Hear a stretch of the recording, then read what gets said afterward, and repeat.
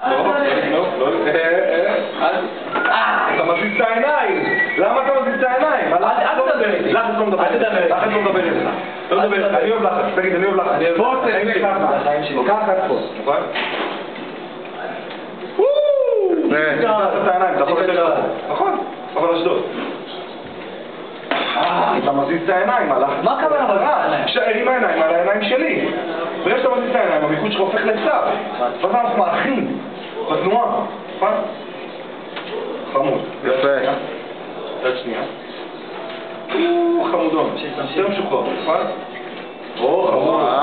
יד שנייה, רגוע, נכון? לא לגנוב.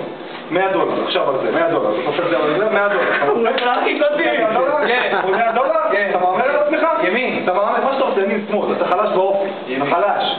אתה חלש, אין לך אופי. אתה בעצמך לא מאמין, אתה לא מאמין. אני מאמין אתה לא מאמין. מוכן? תעמוד בלחץ. תעמוד בלחץ, תהיה רגוע.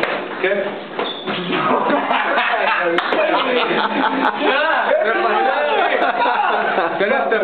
תהיה רגוע, רגוע, שוחרר. חמוד. טוב, מוכן? צד שני, יד שנייה, מוכן? ולא לגנוב. חמוד.